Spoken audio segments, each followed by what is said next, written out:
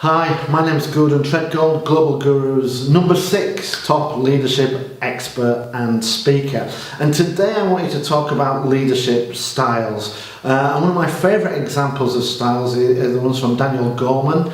And he talks about 6 different leadership styles: commanding, pace setting, democratic, affiliative, visionary, and coaching. And a lot of people ask me which of those styles is the best style. And to be honest, if you want to be a successful leader, you've got to be able to use all 6 styles, because the best style depends on the situation that you find yourself in. If you're in a situation where something needs to be done right now with urgency, with immediacy, then that commanding style of leadership is the one that we need to kick in. But we need to do it in a way that is non-aggressive, more assertive. It's one that is supportive, firm, but not threatening to the people involved. If we can do that, then we can master that commanding style of leadership, and that will help us when things get difficult.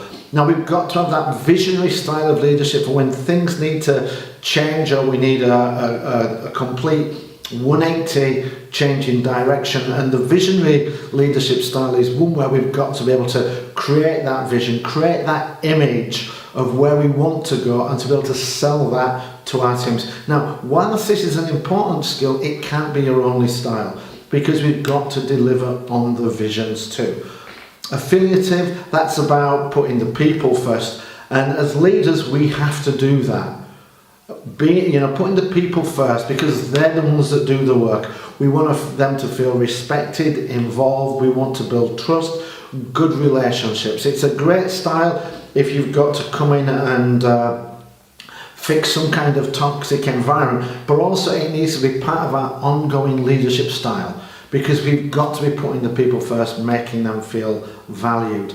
Pace setting, that is a really important leadership style, and it's one that I often use as much as any other, if not more, because quite often when you're turning around a failing project or an underperforming department, you need people to pick up the tempo. So we have to be the role model for what we want, and that might be, turning up to time on meetings, putting a little bit extra in, setting the pace step, setting a deadline, meeting a deadline, setting a deadline, meeting a deadline, and being that drumbeat that gets everybody back on track and shows them the level at which we need to work in order to complete the project. I've just done a project for Fujitsu where we had to deliver 75 migrations in 25 days. And the first thing I said to the team is, that means 3 a day. And they said, hang on, shouldn't we start a little bit slower, because 3 a day is a lot? I said, yeah, but if we don't start with 3 a day, at some point we're going to have to do 5, 6, 7 a day, especially if we get into issues and we start too slowly. So we've got to come out of the gate and we're doing 3 a day, because 3 a day for 25 days gets us to 75. So as the leaders, we have to set the pace. We need to know where the finishing line is and what we need to do in order to get there. Democratic leadership, again, it's one where I spend a lot of my time. Democratic leadership is not necessarily about putting everything to the vote, but it is about asking your team, what do you think? Getting them involved, taking their advice, their suggestions, their comments, their feedback. Now, that doesn't mean we have to act on all of it, but it does mean we need to ask. Because when we ask, we show them respect. And as leaders, we have the right to make the ultimate decision and not go with their idea. But at least we should ask and listen. And then the last style is coaching. And coaching is about sharing our skills, knowledge with our team in order to make them better employees, better leaders, better team members. So again, coaching is where I spend a lot of my time.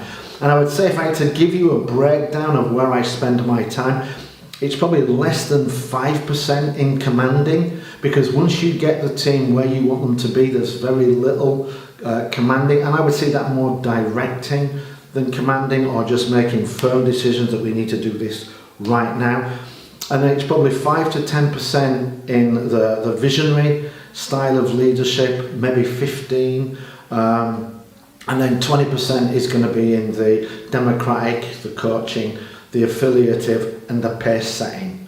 So you've got to master all the styles of leadership if you want to be a great leader.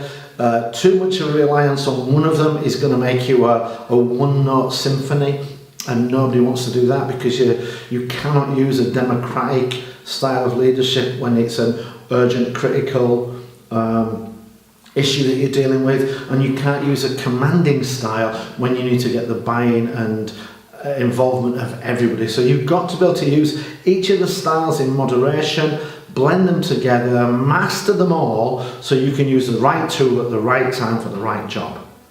Do that, and you're well on your path to being a great leader.